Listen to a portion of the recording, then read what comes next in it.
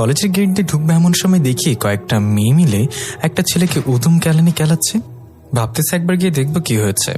পরে আবার ভাবলাম না যায় ভালো, কেননা নিজেকে আর ভেজালে জড়াতে চাই না। এমনিতেই ভেজাল করে জীবনটা বরবাদের দিকে ঠেলে দিয়েছি। আর না, তার চেয়ে বড় কথা, কলেজে আজ আমার প্রথম দিন। এখানের পরিবেশ সম্পর্কে আমার কোনো ধারণাই নেই। চুপচাপ মাথা নিচু করে চলে যেতে নিলে হঠাৎ পেছন থেকে একটা মেয়ে ডাক দেয়। পেছনে ফিরে, জি আমাকে বলছেন? মেয়েটা এই ছেলে। ভাব নিচ্ছিস মনে হচ্ছে, এখানে তুই ছাড়া আর কি আছে যে তোকে ডাকতে যাবে? ও আসলে বুঝতে পারিনি যে বলুন কি বলবেন, তবে নিজের মোটা মাথাটা দ্বারা বুঝে নিয়েছি মেয়েটা আমাকে কেন ডেকেছে। মেয়েটার হাতে সিগারেট। 100% শিওর মেয়েটা আমাকে র্যাগিং করার জন্য ডেকেছে। মেয়েটা বলল, কলেজে নতুন তাই না? জি। কলেজ আসার আগে নিয়মকানুন সম্পর্কে ধারণা নিয়ে আসিসনি যে কলেজের সিনিয়রদেরকে সম্মান করতে হয়? আসলে আমি বুঝতে পারিনি। বুঝতে পারিসনি বললে তো আর হবে না, ভুলের জন্য তো তোকে শাস্তি পেতে হবে। আমি বললাম, মানে শাস্তি কেন পেতে হবে?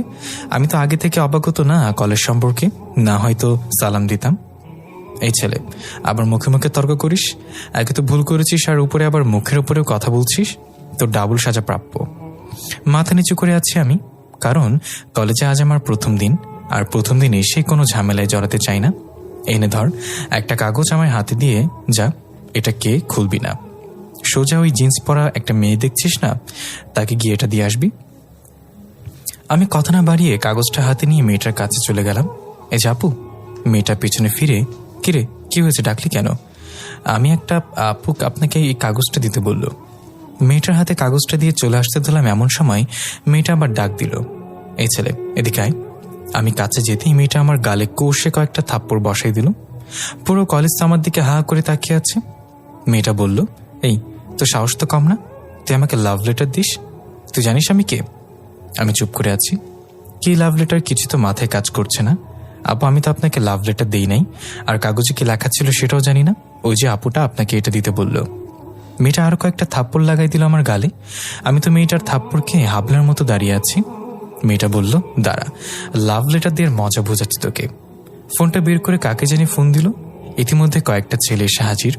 এই ছেলে আমাকে লাভ লেটার দিয়েছে, এবার তোরা কি করবি কর। একটা সোজা ছেলে এসে আমার কলার ধরে জোরে টান মারল, সাথে সাথে আমার শার্টের বোতাম কয়েকটা ছিঁড়ে মাটিতে পড়ে গেছে। তোর কত বড় সাহস, তুই মাহি ম্যামকে লাভ লেটার দিস, যেখানে আমরা ওনার নাম পর্যন্ত মুখে নেই না? বিশ্বাস করেন ভাইয়া, আমি তো জানি না যেতে কি লেখা ছিল, এটা আপু ওনাকে দিতে বলল। এত কিছু আমি জানি না, কথা হচ্ছে তুই মাহি ম্যামকে লাভ লেটার দিয়েছিস, এখন তোর কি হাল করি তুই দেখ। বলে ছেলেটা আমাকে মারতে শুরু করলো। সাথে সাথে কয়েকটা ছেলেও দৌড়ে এসে আমার সাথে মিলে মারতে শুরু করলো। আমি তো মাটিতে পড়ে মার খেয়ে যাচ্ছি। মাহি বলল, এই হয়েছে, থাম, যাই এবার তোরা বাকিটা আমি দেখে নিচ্ছি। ছেলেগুলো আমাকে মেরে ধরে চলে গেল। আমি মাটিতে পড়ে আছি।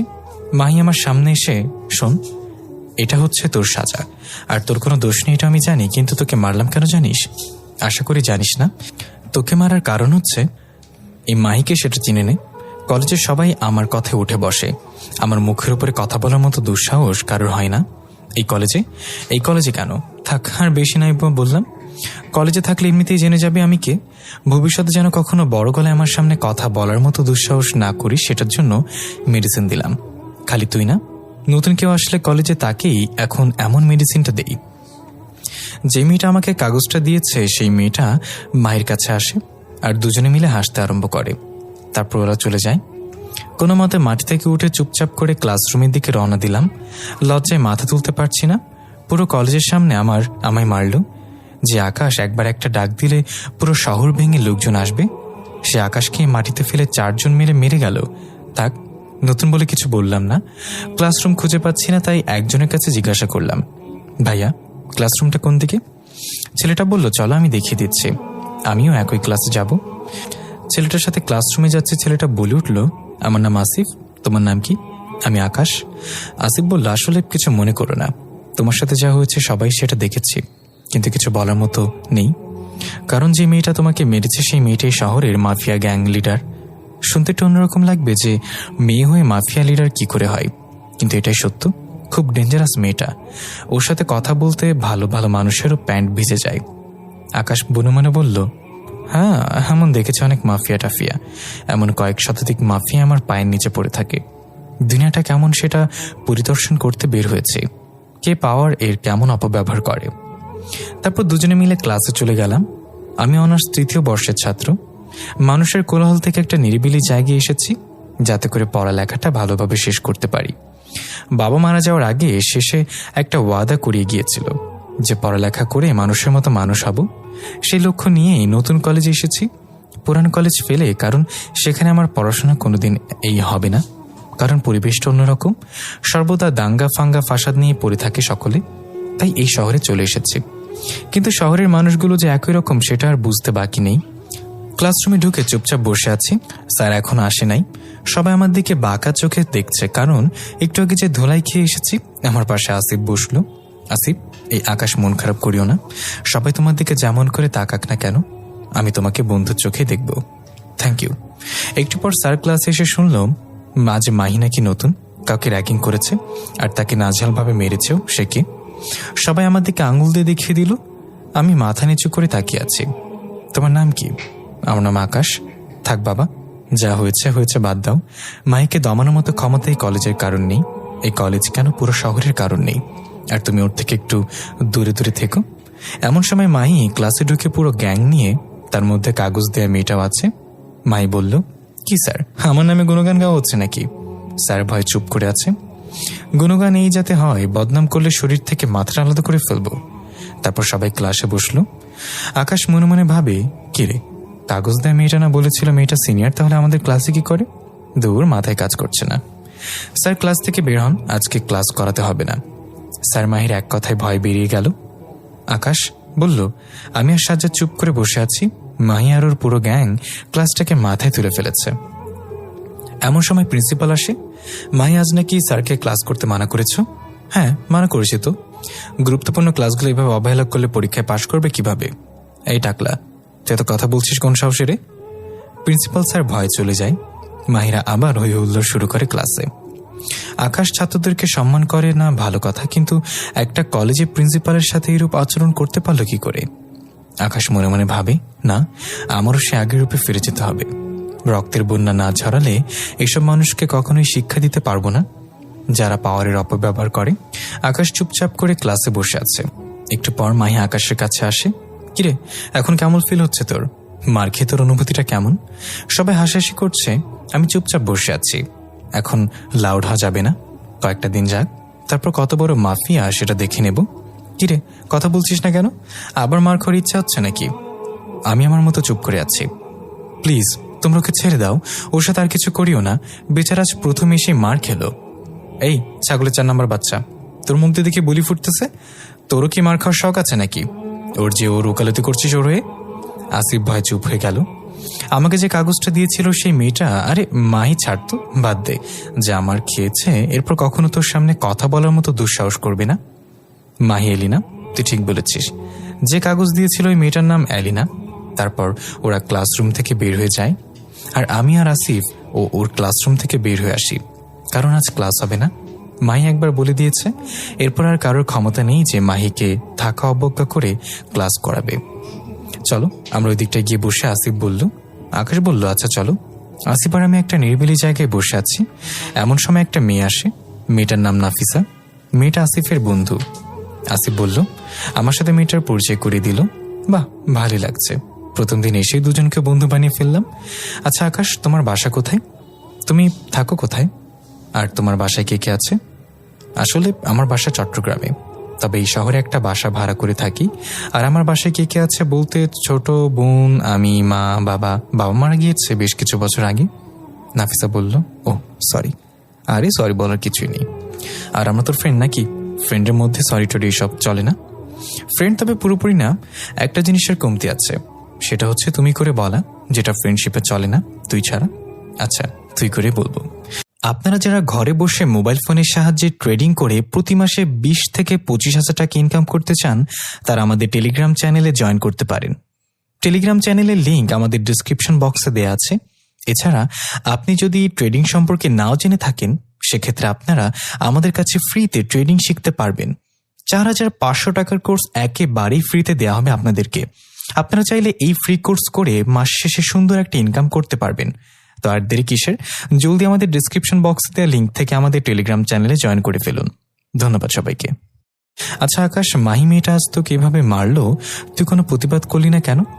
কিভাবে করবো বল, সে নাকি মাফিয়া টিমের লিডার, ওর কথায় পুরো শহর কাঁপে। এত কিছু পর কিভাবে প্রতিবাদ করব বল? আর তার থেকে বড় কথা, কলেজে নতুন এসেছে আজ এইমাত্র, কিভাবে কি করব? বেশ কিছু সময় আড্ডা দিয়ে বাসায় চলে আসলাম। ফ্রেশ হয়ে খাবারটা খেয়ে মাত্র বিছানায় পিঠটা লাগিয়েছি। এমন সময় ছোট ভাই নাসিম ফোন করে আর বলে, ভাই একটু আগে নাকি মাফিয়ার ছেলেরা শহরে আসা কয়েকটা ছেলেকে বেরেহেমভাবে মারে, যেখানে নাসিমের ছোট ভাইও ছিল। মেরে সব কয়টাকে তাড়া করে সাথে করে নিয়ে গেছে। দূর, যত চাই সব থেকে নিজেকে দূরে রাখবো ততই আরো সেই দিকে ইনভলভ হচ্ছি। আচ্ছা যা, টেনশন করিস না, রাতের মধ্যে তোর ভাইকে ওরা ছেড়ে দিবে। ফোনটা কেটে ইয়াসিনকে ফোন দিলাম। ইয়াসিন ক্রু কোড 11, যেটা নাসির ভাইয়ের সাথে কথা বলার পরবর্তী কোড, যেটা আমি আর উনি ছাড়া কেউ জানে না। তুই ফোন দিয়ে বল শহরের মাফিয়া ছেলেরা নাকি নাসিমের ছোট ভাইকে ধরে নিয়ে গেছে, তাদেরকে যেন ছাড়িয়ে নিয়ে আসে। নয় আমার মাথা যদি গরম হয়, শহরে কোনো মাফিয়া থাকবে না। ইয়াসিন বলল, আচ্ছা ভাই, আমি এখনই নাসির ভাইকে বলতেছি। নাসিরের কথায় পুরো শহরের মাফিয়ারা কাজ করে। আমার মাথায় কাজ করতেছে না। মাফিয়া মাফিয়া বলে যে এত লাফালাফি করতেছে, এই মাফিয়া আসল বসকে তারা যদি জানতো তাহলে জায়গায় মলমূত্র ত্যাগ করত। সামান্য একটা শহরের লিডার হয়ে এত পাওয়ার দেখাচ্ছে, তাহলে যে মাফিয়া জন্ম দিয়েছে তার পাওয়ার কতটা হওয়া দরকার। তারপর আকাশ একটু রেস্ট নিয়ে বিকালবেলা হাঁটতে বের হয়। এমন সময় দেখে কয়েকজন মানুষ আর পুলিশ মিলে রাস্তাঘাট অফ করে দিচ্ছে, কারণ মাফিয়া লিডার নাকি এই পথ ধরে যাবে। কে যাবে সেটা তো আর আপনাদের বলতে হবে না, মাহি যাবে এখন। আমি আমজনতার মতো রাস্তার একপাশে চুপচাপ দাঁড়িয়ে আছি। হঠাৎ নজর পড়লো একটা গাড়ির মধ্যে একটা রোগী আটকা পড়েছে, যাকে হসপিটালে নিয়ে যাচ্ছিল। কিন্তু মাহি আসবে দেখে গাড়ি ঘোড়া সব সাইড করে দিয়েছে। রোগীটার অবস্থা খুব খারাপ, ইমার্জেন্সি হসপিটালে নিয়ে না গেলে হয়তো এখানে সে দম ছেড়ে দিবে। এবার আর চুপ থাকলাম না, দৌড়ে গেলাম গাড়িটার কাছে। গাড়ির কাছে গিয়ে ড্রাইভারকে বললাম গাড়ি স্টার্ট দিতে, কিন্তু সে ভয় না করে। আমি বললাম, কোনো সমস্যা হবে না, আমি আছি আপনার সাথে। ড্রাইভার বলল, না, আমি প্রাণে মরতে চাই না, মাফিয়ার লোকেরা অনেক ডেঞ্জারাস। আকাশ বলল, এই আপনি গাড়ি থেকে নামেন, আমি গাড়ি চালাচ্ছি। সে রাজি হয় না, এবার রাগ উঠে গেল।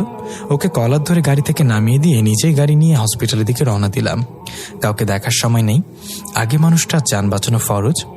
হসপিটালে পৌঁছে দিয়ে মাত্র বের হলাম, এমন সময় কয়েকজন ছেলে এসে আমাকে জোরপূর্বক তাদের সাথে নিয়ে গেল। এই ছেলে কে তোমরা, আর তোমরা আমাকে কোথায় নিয়ে যাচ্ছ? ছেলেগুলো চুপ করে থাক, একদম বেশি বাড়াবাড়ি করবি না, সোজা শরীর থেকে মাত্রা আলাদা করে ফেলবো। চুপ করে তাদের সাথে গেলাম। তারা আমাকে মায়ের কাছে নিয়ে গেল। আমাকে দেখে, ছোট লোকের বাচ্চা, তুই নাকি গরিবের রবিনহুড হয়েছিস? আমার লোকেরা পথ ব্লক করার পরেও কোন সাহসে গাড়ি নিয়ে রাস্তায় নেমেছিস? আকাশ বলল, মানুষটার অল্প সময় হলে মরে যেত, তাই রোগীটাকে নিয়ে হাসপাতালে দিয়ে এসেছে। ভাই বলল, এই কুত্তার বাচ্চা, আমার মুখের উপরে কথা বলিস আবার? একে তো ভুল করেছিস, এখন আবার? এই তোরা বেটাকে নিয়ে গিয়ে জীবনের তরে শিক্ষা দিয়ে দিবি, একটা হাত আর একটা পা যেন অচল হয়ে যায়। মাহির কথা মতো ওরা আমাকে নিয়ে যায়, নিয়ে গিয়ে একটা রুমে বন্দি করে রাখে। তারপর তারা চলে যায়। কিছু সময় পর আবার ফিরে আসে গরম একটা লোহার টুকরা নিয়ে। ছেলেটা গরম লোহার টুকরাটা নিয়ে সোজা আমার পা বরাবর বাড়ি মারে। এত জোরে বাড়ি মারে যে মাগো বলে চিৎকার দিয়ে উঠি। তারপর আবার হাতের উপরে বাড়ি মারে, সাথে সাথে হাতটা মট করে ভেঙে যায়। স্পষ্ট বুঝতে পারছিলাম হাতটা ভেঙে গেছে। সারের মতো চেঁচাতে আরম্ভ করি, মনে হচ্ছে যে জানটা বের হয়ে যাবে। তারপর তারা আমাকে নিয়ে গিয়ে রাস্তার মধ্যে ফেলে রেখে চলে আসে। মাটিতে গড়াগড়ি করছি, কেউ সাহায্যের জন্য এগিয়ে আসছে না। কিছু সময় পর একটা বয়স্ক লোক এগিয়ে আসে। তারপর উনি আমাকে হসপিটালে নিয়ে যায়। হসপিটালে গিয়ে আমার জ্ঞান হারিয়ে ফেলি। 1 সপ্তাহ পর জ্ঞান ফিরে আসে। জ্ঞান ফেরার পর যা দেখতে পাই, পুরো মাথা যেন ভৌ ভৌ করে ঘুরতে আরম্ভ করেছে। একটা বয়স্ক লোক আমায় হসপিটালে দিয়ে আসে। হসপিটালে পৌঁছে জ্ঞান হারিয়ে ফেলি। পুরো হসপিটালে ছেলেপেলে দিয়ে ভরে গেছে। সবার মাথায় তো আগুন উঠে গেছে আমাকে অবস্থায় দেখে। আমার জ্ঞান ফিরেছে শুনতে পেয়ে সকলেই এসে হুমড়ি খেয়ে কান্না করছে। আকাশ ভাই, আপনি ঠিক আছেন তো? আরে পাগল, তোরা কান্না করতেছিস কেন? দেখ আমি ঠিক আছি, আমার কিচ্ছু হয়নি। তাও ছেলেপেলে মানতেছে না। ডাক্তার 1 মাস বেড রেস্ট দিল। ছেলেপেলের জন্য হাসপাতালে বাইরের কোনো মানুষ ঠিকমতো আসা যাওয়া করতে পারছে না। এত মানুষ আসছে আমাকে দেখতে। তারপর আমাকে সবাই নিয়ে গেল, ভালো একটা হোটেলে বুক করলো, সেখানেই থাকার ব্যবস্থা করলো আমার। আর বাসার কেউ এইসব কিছু জানে না। মা জানলে তো সোজা স্ট্রোক করবে। সবাই চলে যেতে বললাম, কিন্তু কেউ কোনো কথা শুনছে না। ওদের একটাই কথা, আমাকে যারা মেরেছে ওদের রক্ত দিয়ে গোসল না করে ওরা কেউ এখান থেকে যাবে না। তাও অনেক কষ্টে বুঝিয়ে চাপিয়ে পাঠালাম, তবে কয়েকজন আমার সাথেই রয়ে গেছে। নাসিম হোসেন ওদেরকে হাজার মানা করলে ওরা যাবে না, তাই আর জোরও করিনি ওদের। আচ্ছা নাসিম, তো ছোট ভাইকে ছেড়েছে? ভাই রাতের আগেই ছেড়ে দিয়েছে। কথা বলতেছে এমন সময় নাসির ভাই এসে হাজির। নাসির ভাই বলতে শহরের মাফিয়া টিমের আসল লিডার সে এসেছে আমার এই অবস্থা শুনে। নাসির ভাই তো পাগল পাগল হয়ে গেছে আমার এই অবস্থা দেখে। নাসির ভাই বলল, আকাশ ভাই আপনার এই অবস্থা কি করলো? একবার খালি মুখ দিয়ে নামটা বের করেন, ওকে মেরে ও শরীরের সমস্ত অঙ্গ প্রত্যঙ্গ টুকরো টুকরো করে শহরের আলাদা আলাদা স্থানে ফেলে রেখে আসবো। আকাশ মনে মনে, না, নাম বলা যাবে না, কারণ আমি মুখ দিয়ে যদি একবার নামটা বের করি, সেটা যেই হোক না কেন নাসির ভাই সত্যি ওদেরকে কেটে টুকরো টুকরো করে ফেলবে। আর ওইসব ছেলেপেলেদের জন্য আমি একা এনাফ, ওদের শায়েস্তা করতে ছেলেপেলে দরকার হবে না। আর তার চেয়ে বড় কথা, ওদেরকে আমি নিজের হাতে শাস্তি দেব। না নাসির ভাইকে বা কারা করেছে জানি না, ছেলেগুলো এর আগে কখনো দেখিনি। নাসির ভাই বলল, আকাশ ভাই আপনি চিন্তা করবেন না, যে বা যারা এরূপ করেছে তাদের ধরে এনে আপনার সামনে হাজির করব। তারপর নাসির ভাই আরো বেশ কিছু সময় কথা বলে চলে যায়। দুপুরে খাবারের সময় হয়ে এসেছে প্রায়। খাবার খেয়ে ওষুধ খেয়ে নিলাম, একটু রেস্ট করা দরকার, কিন্তু রেস্ট করার আগে কয়েকজন যারা আছে তাদেরকে রুম থেকে একটু বের হয়ে যেতে বলল ইয়াসিন বাদে সবাই বের হয়ে গেল। আকাশ শোন, ইয়াসিন কি বলি মন দিয়ে শুনবি। ইয়াসিন বলল, হ্যাঁ ভাই বলেন। আমি যদি চাই যারা আমাকে মেরেছে তাদেরকে মেরে ফেলতে, সেটা আমার জন্য 2 মিনিটের চেয়েও কম সময় লাগবে। খালি একবার নাসির ভাইকে নামগুলো বললে হবে। কিন্তু আমি নাসির ভাইকে বলিনি, কারণ ওদেরকে আমি নিজের হাতে মারব। আর ছেলেগুলো হচ্ছে মাফিয়া টিম যেটা শহরে আছে, সে গ্যাংয়ের ছেলে পেলে। শোন, আর শহরের মাফিয়াদের দায়িত্বে আছেন মাহি নামের একটা মেয়ে, ওর লেফট হ্যান্ড এবং রাইট হ্যান্ড দুটো ছেলে আছে। ওদেরকে গিয়ে তুলে নিয়ে আনবি। ওরাই আমার সাথে এরূপ আচরণ করেছে। যত ছেলে লাগে নিয়ে যাবি, কিন্তু কাউকে বলবি না ওদেরকে কেন তুলে নিয়ে আনছিস। কেউ জিজ্ঞাসা করলে বলবি আকাশ ভাইয়ের অর্ডার। ইয়াসিন বলল, আচ্ছা ভাই আপনি একটু শুয়ে রেস্ট করেন, বিকালবেলা আপনার চোখ খোলার আগে ছেলে দুটো আপনার সামনে হাজির থাকবে। আরে না না, এটা হোটেল, এখানে কোনো হাঙ্গামা করার দরকার নেই। শহরের আড্ডাখানা যেটা আছে সেখানে পেছনে যেই স্টোর রুমটা আছে সেখানে বেঁধে রেখে ফেলে আসবি। তারপর কি করতে হবে সেটা আমি বলে দেব। ইয়াসিন বলল, আচ্ছা ভাই। আকাশ বলল, আচ্ছা যা। তারপর ইয়াসিন চলে যায় আর আকাশ একটু ঘুমানোর চেষ্টা করে। বিকালবেলা চোখ খোলার আগে দেখে ইয়াসিন এসে হাজির। কিরে, কাজ কত দূর? ভাই মাল দুটাকে তুলে নিয়ে স্টোররুমে ফেলে রেখে চলে এসেছে, এই যে নেন মাল দুটার ভিডিও। ইয়াসিন আসার আগে ওদের ভিডিও করে নিয়ে আসছে।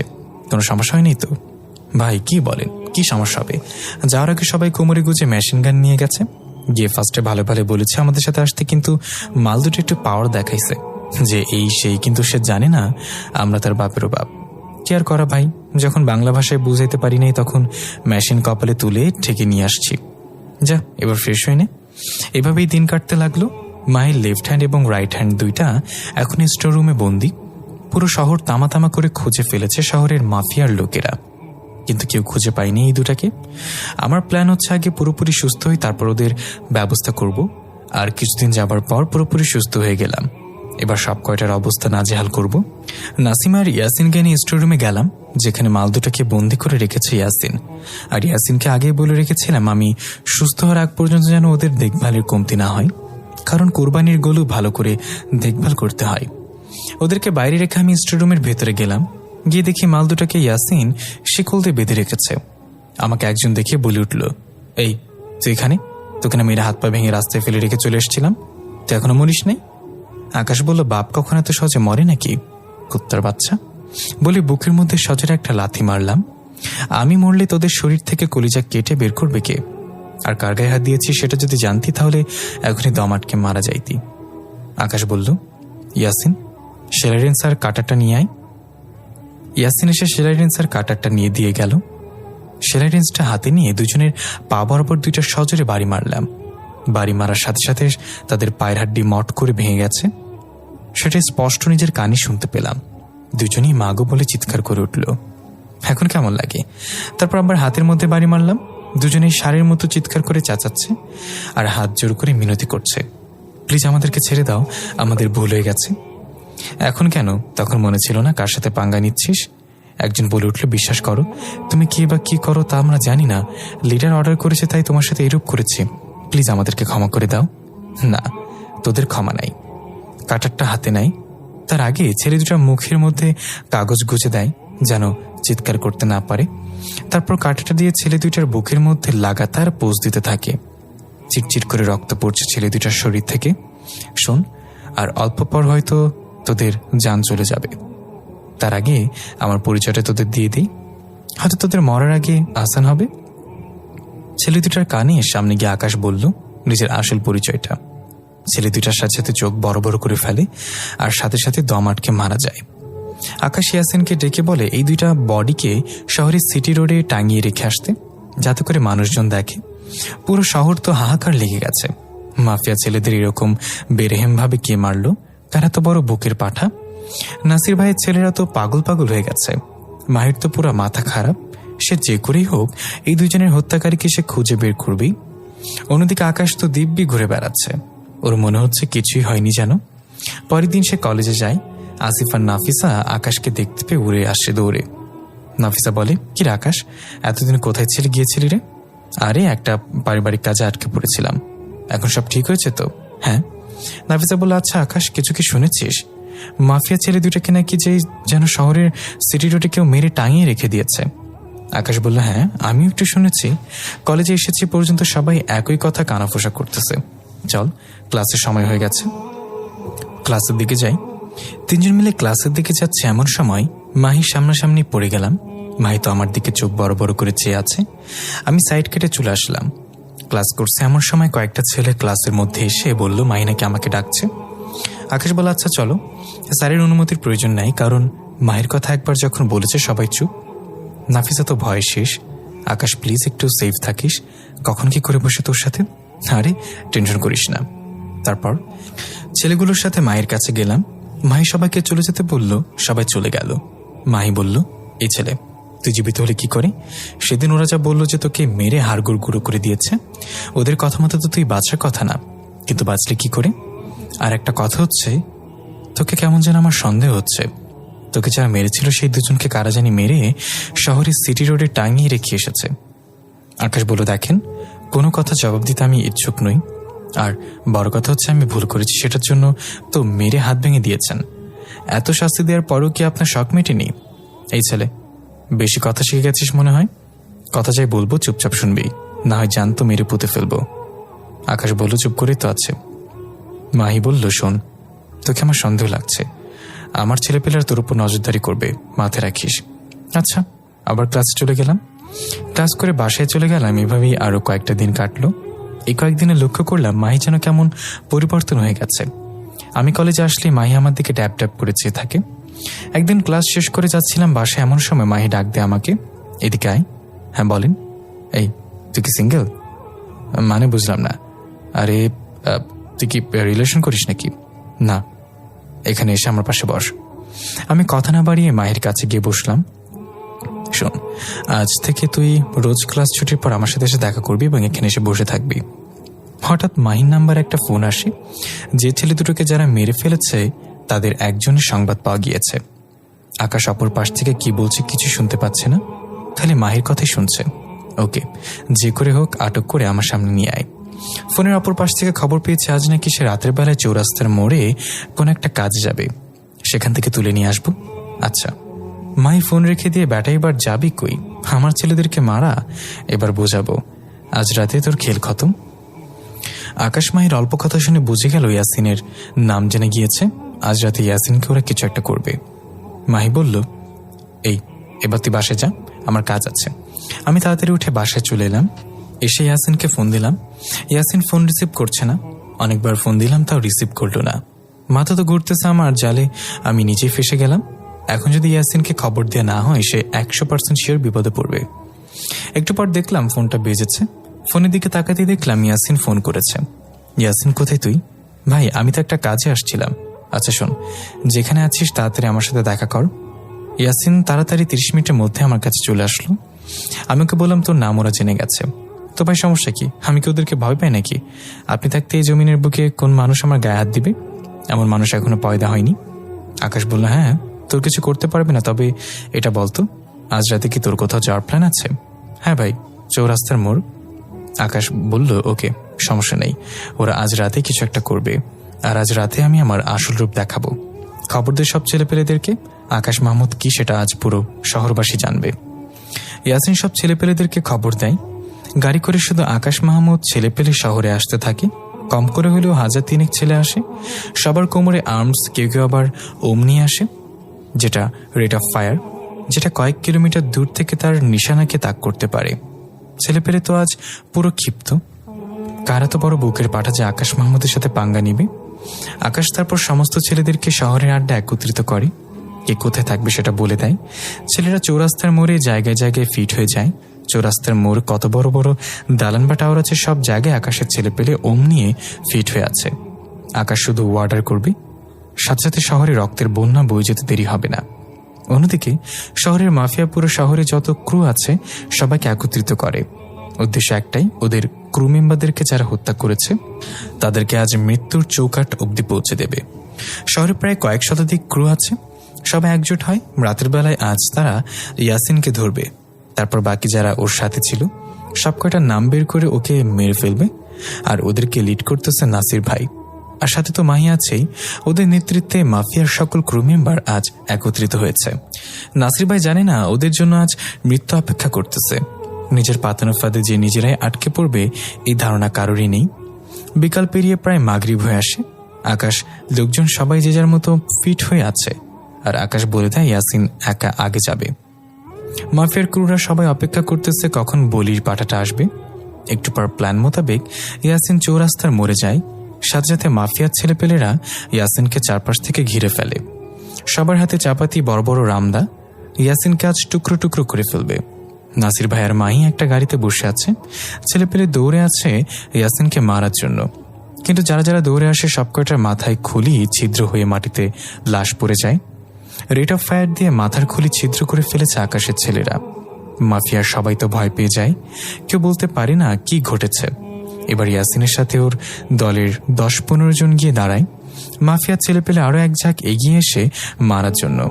ওই 10-15 জন মিলে প্রায় শতখানিক মাফিয়ার ক্রুকে মেরে জায়গার মধ্যে তুলাধুনা বানিয়ে ফেলে। এবার একত্রে সমস্ত মাফিয়ার ক্রুরা ওই 10-15 জনের ওপর ঝাঁপিয়ে পড়ে। 10-15 জন মিলে এতজনের সাথে কখনোই পেরে ওঠা সম্ভব না। মাফিয়ার ক্রুরা ওদেরকে মারতে শুরু করে।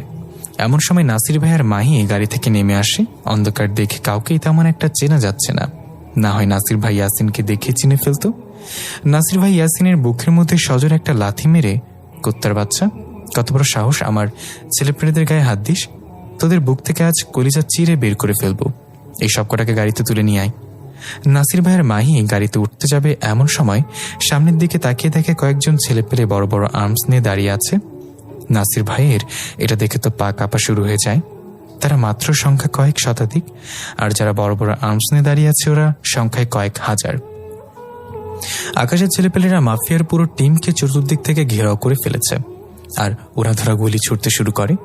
মিনিটের মধ্যেই মাফিয়ার কয়েক শতাধিক ক্রু মারা যায়। এমন সময় আকাশ সামনের দিকে এগিয়ে আসে। নাসির ভাইয়ের মাহি ভয় মাটিতে জড়সড় হয়ে বসে পড়ে। পুরো শহর যেন নিস্তব্ধ হয়ে গেছে।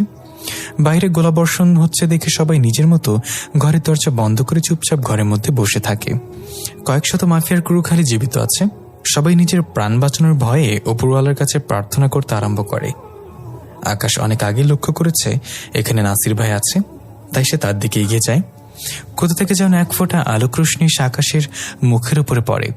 মাহি তো আকাশকে দেখে তাজ্জব হয়ে যায়, আর নাসির ভাই বড় বড় চোখ করে আকাশের দিকে তাকিয়ে আছে। আকাশের ছেলেপেলেরা তো প্রচন্ড রকমের ক্ষিপ্ত হয়ে গেছে, সব কয়টাকে এখানেই মেরে ফেলবে।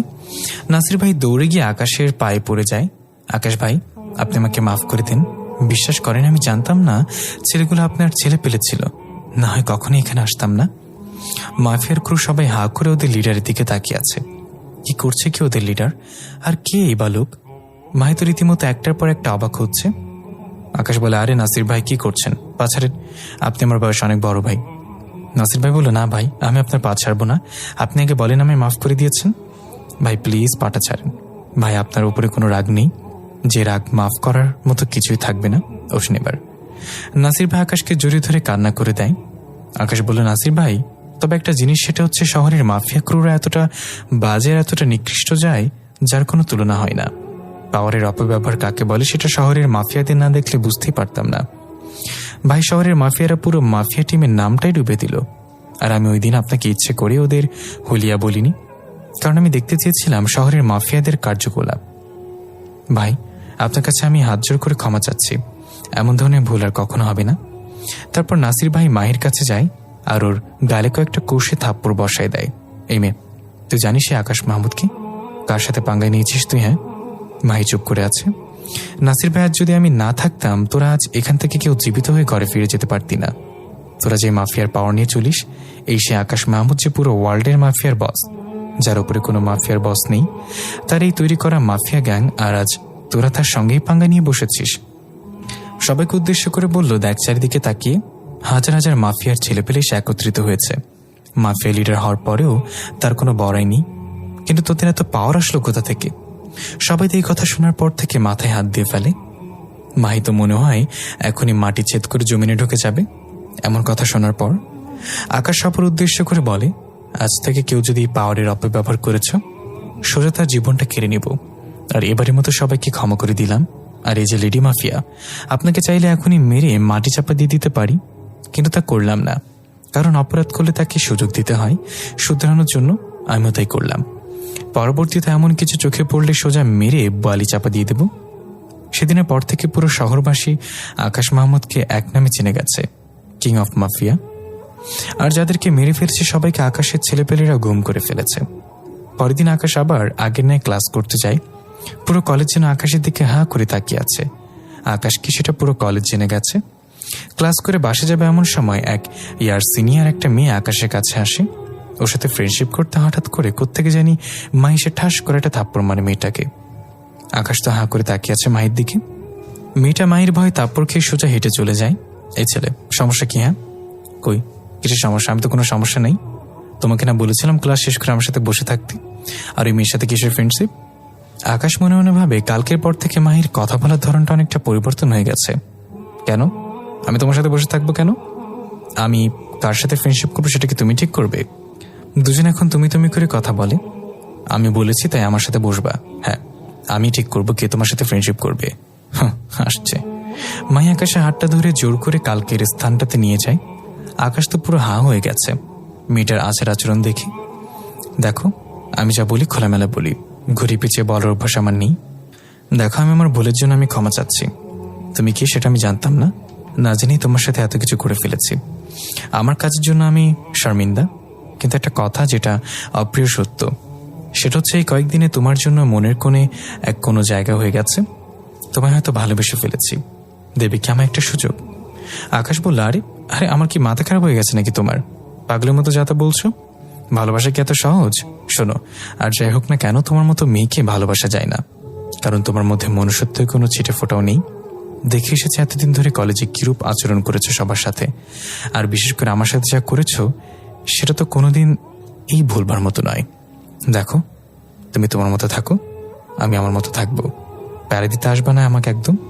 গেলাম। এই বলে আমি উঠে চলে গেলাম। মাহি বললো, এই আকাশ শোনো প্লিজ। কে শুনে কার কথা? আকাশ উঠে চলে গেছে। মাহি মনে মনে ভাবে, কি মনে করেছিস তুই নিজেকে? তোকে আমি ভালোবাসতে যাব? হয়তো তুই মাফিয়ার কিং, কিন্তু আমি কে সেটা তুইও জানিস না। তোকে জমির বাড়ি পাঠানোর জন্য আমাকে নিযুক্ত করা হয়েছে। তোকে জমির বাড়ি পাঠিয়ে আমি দম নেব। এতদিন সুযোগে ছিলাম মাফিয়ার আসল কিংকে সেটা জানার, কিন্তু কোনোভাবেই সন্ধান বের করতে পারছিলাম না। কিন্তু শেষমেশ এসে বলির পাঠা নিজেই ধরা দিল। কিন্তু ওকে যে লাইনে আনতে পারলাম না। না, যে করেই হোক ভালোবাসার মায়া জেলে ওকে ফাঁসাতেই হবে। অন্যদিকে আকাশ বলল, মাহি, তোমাকে প্রথম দেখাতেই আমার মনে ধরে গেছে, কিন্তু তোমার দুষ্কর্মের জন্য মনের মধ্যে তোমাকে নিয়ে একটা ঘৃণা জন্ম করছে।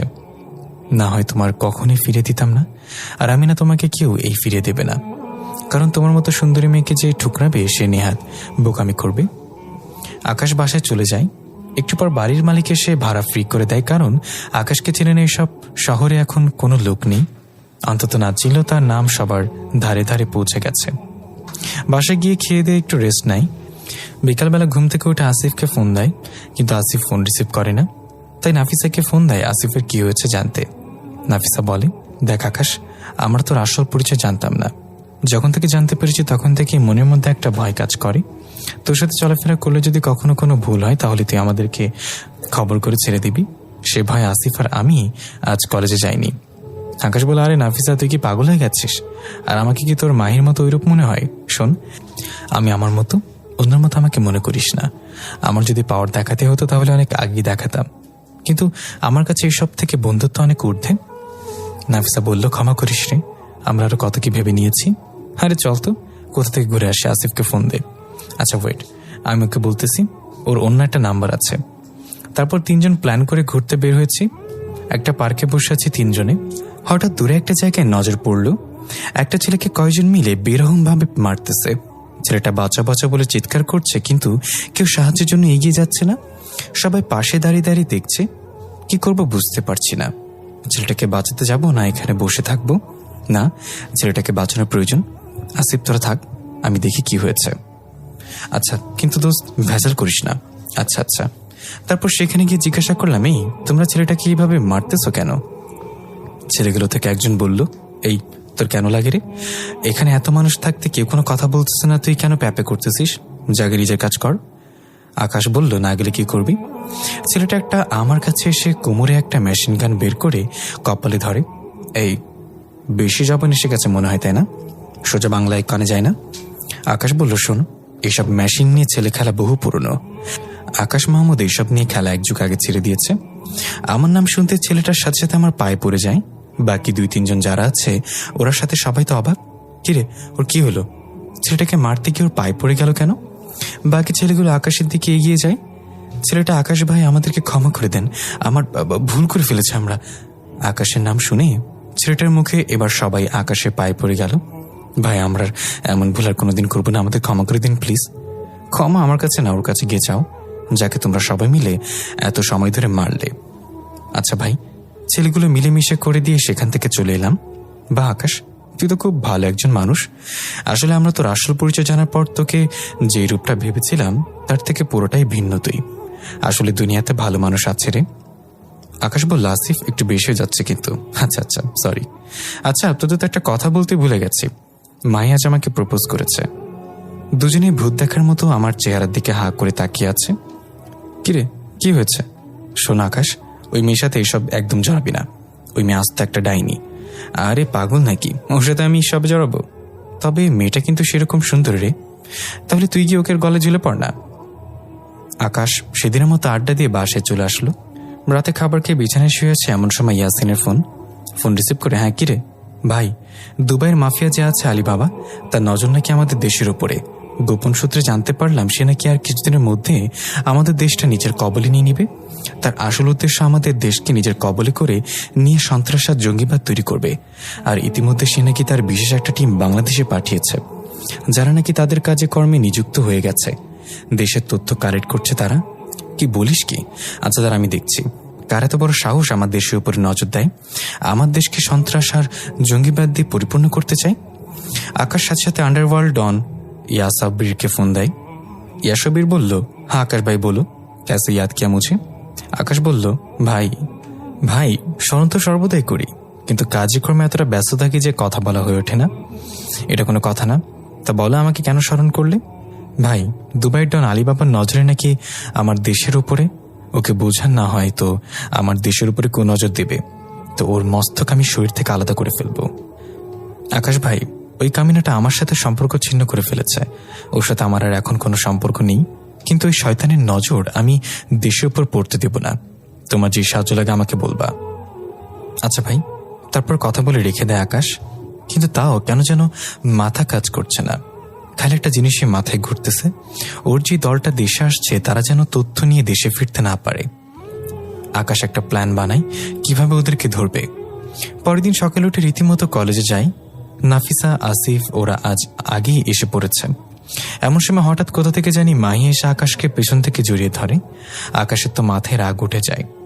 আকাশ মাহিকে সামনে ঘুরিয়ে ওর গালের মধ্যে কয়েকটা থাপ্পড় বসিয়ে দেয়।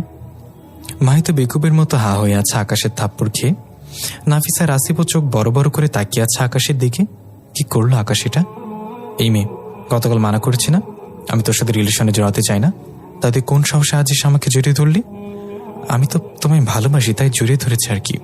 রাখ তোর ভালোবাসা, তোর মতো মেয়েকে ভালোবাসতে যাব? সামনে থেকে দূর হ। আজ তো খালি থাপ্পড় দিলাম, পরেরবার এমন কিছু করলে সোজা গালের দাঁত সবগুলো ফেলাই দেব। তাই করো, তোমার যা মন চায় তাই করো আমার সাথে, কিন্তু প্লিজ আমাকে ফিরিয়ে দিও না। কাল সারাত ঘুমাতে পারিনি, খালি তোমার কথা মনে পড়েছে। দেখ মাহি, এটাই শেষবার, এরপর কিন্তু এরকম কিছু করলে সত্যি খারাপ হবে। এই নাফিসা, তোরা চল তো, বলে ওদেরকে নিয়ে কলেজে চলে যায়। মাহি তো সেখানে থ হয়ে দাঁড়িয়ে আছে।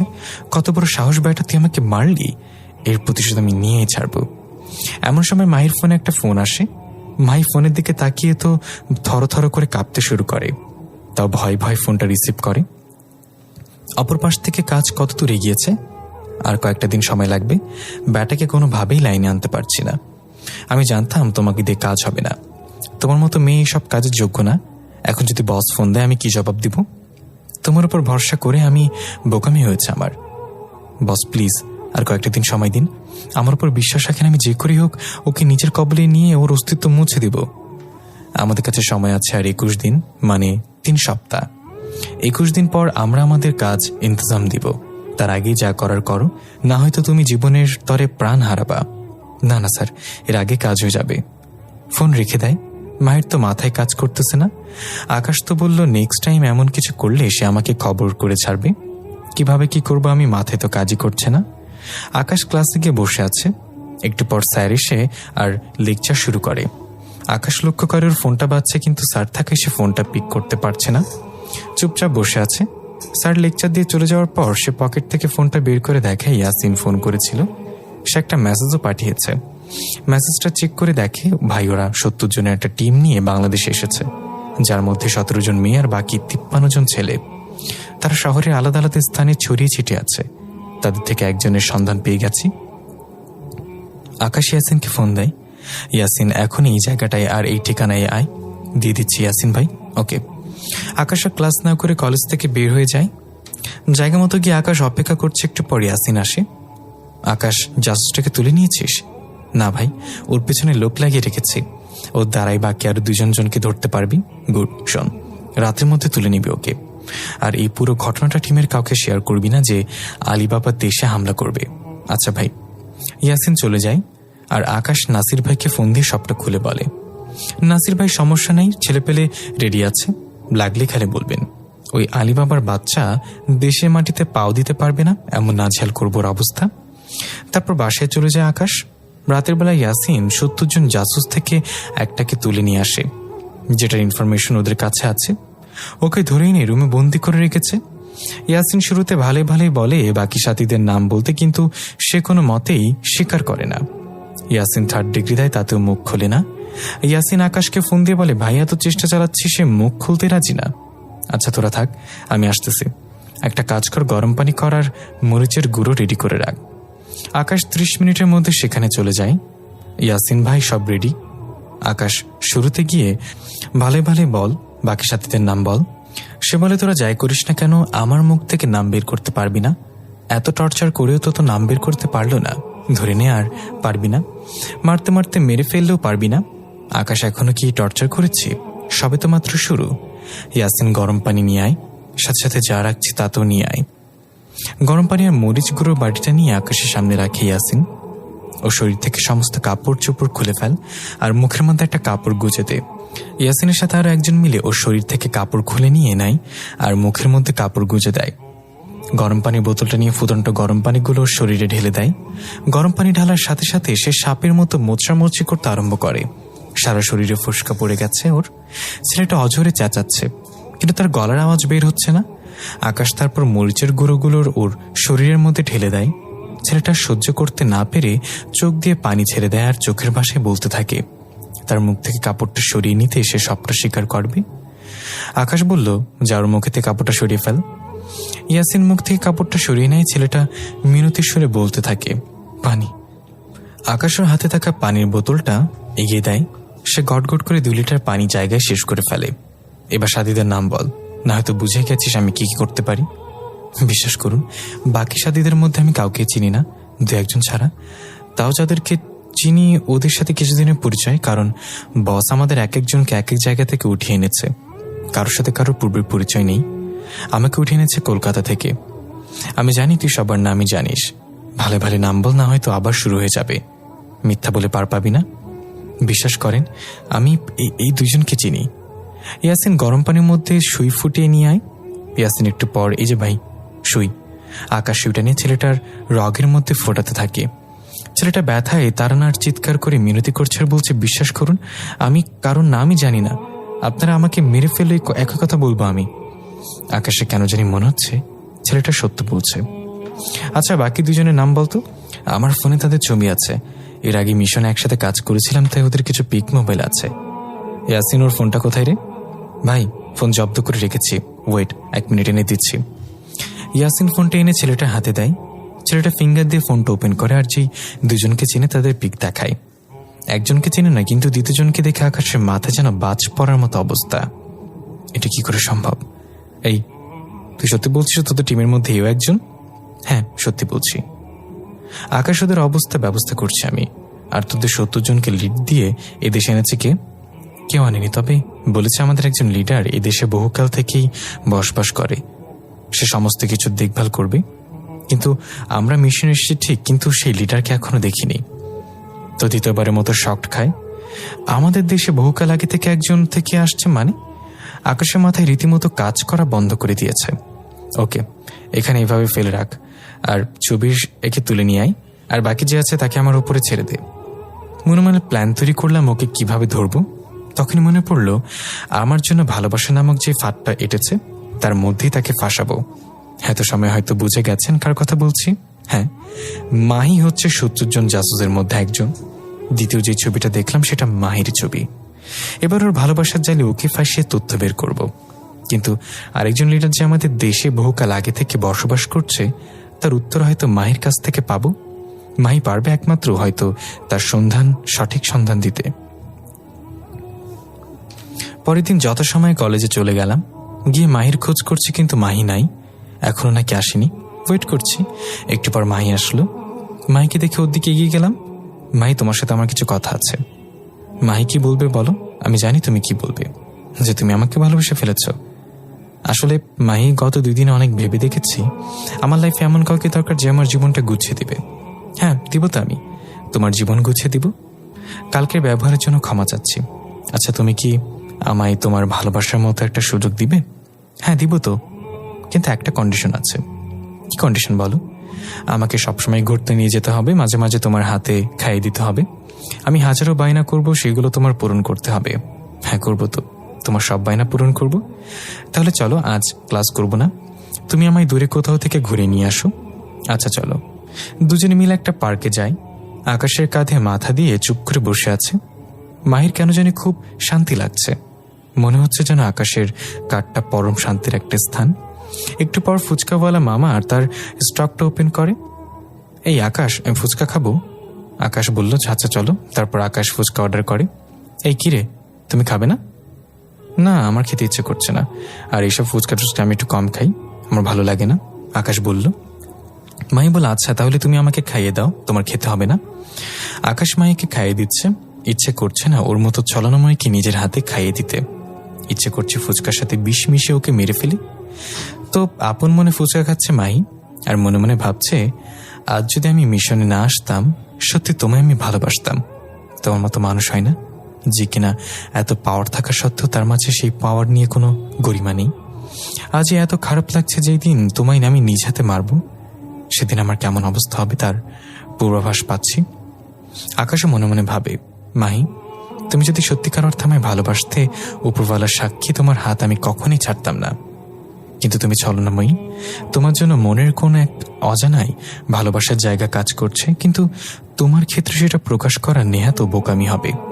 আগে পরে তুমি তোমার আসল রূপ নিয়ে আমার সামনে আসবে। সেদিন অনেকটা সময় পার্কে সময় কাটে দুজনে একসাথে মিলে। পরে আসার সময় দুজনের নাম্বার আদান প্রদান করে নেয়। বাসায় এসে ক্লাসে ব্যাগটা টেবিলের উপর রেখে বিছানায় সরিয়ে এলিয়ে দেয় আকাশ। এমন সময় ইয়াসিন ফোন করে, ভাই, জাসু এটাকেও তুলে এনেছি, দুটাকে একসাথে বন্দি কর। প্রথমে ভালোই ভালো জিজ্ঞাসা কর, যদি সঠিক উত্তর না দেয় গতকাল আমি যেমনটা করেছি সেরূপ আচরণ করবি। আচ্ছা ভাই। আর শোন, শহরে বা গ্রামগঞ্জে আমাদের মাফিয়ার যত ক্রু আছে সবাইকে অ্যালার্ট করে দে। যে কোনো সময় যদি ডাক দেয় সাথে সাথে যেন উপস্থিত থাকে। আচ্ছা ভাই, সবার কাছে খবর পৌঁছে দিচ্ছি। ইয়াসিন ভালে ভালে জাসুসের থেকে উত্তর চাই। সে প্রথমে না করে পরে গতকাল যেই জাসুসটাকে আটক করেছে তার সামনে আনে আর বলে, দেখ, ওকে একবারে যদি ভালো ভারী মুখ না খুলিস তাহলে তোর হালে এমনটা করব। সে ভয় সবকিছু শেয়ার করে এবং স্বীকারও করে। তার কাছে যত সন্ধান ছিল সবকিছু ইয়াসিনকে খুলে বলে। না খেয়ে ঘুমিয়ে পড়ে আকাশ। বিকালে ঘুম ভাঙে ফোনের আওয়াজে। মাই ফোন করেছে। আমার বাবুটা কি করে? আকাশ বলল, এই তো ঘুমাচ্ছি। মাই বলল, খাবার খেয়েছ? আকাশ বলল, না, আসলে বাসায় এসে শরীরটা ক্লান্ত লাগছিল তাই শরীর এলিয়ে দিয়েছি। কখন যে ঘুমিয়ে গেছি তা বলতে পারবো না। এই কি বললা তুমি? এখনো খাওনি মানে কি? যাও গিয়ে এখন খেয়ে নাও। আচ্ছা বাবা, খাচ্ছি। এত রাগ করার কি আছে? চুপ থাকো, একদম কথা বলবা না। কত সময় হয়েছে এখনো না খেয়ে আছো আর বলছো রাগ করতে না? আচ্ছা আচ্ছা। আকাশ ফোন রেখে দিয়ে ফ্রেশ হয়ে নেয়। তারপর বাইরে থেকে খাবার অর্ডার করে সেগুলো খেয়ে নেয়। খেয়ে দিয়ে বিকালবেলা জাসুস দুইটাকে যেখান থেকে রেখেছে সেখানে যায়। ইয়াসিন ভাই বলল, ভাই, জাসুসটা সব বলে দিয়েছে। ওর কাছে যতটুকু তথ্য ছিল সবটাই বের করেছে। তবে বাকি আরো বহুত মানুষ আছে যাদের কোনো অস্তিত্ব খুঁজে পাওয়া যায় নাই। সমস্যা নেই, পরের জন থেকে যা তথ্য বের করেছিস তাদের সব কয়টাকে আটক কর, দেখবি সবার খবর পেয়ে যাবি। আকাশ ইয়াশরিফ ভাইকে ফোন দেয়। ইয়াশরিফ ভাই বলল, আকাশ ভাই। হ্যাঁ বলো। আপনাকে বলেছিলাম ওই আলিবাবাকে বোঝানোর জন্য। ভাই, ওই শয়তান তো আমার কথাই শুনতেছে না। সে নিজেকে অনেক বড় বড় ডন মনে করতেছে।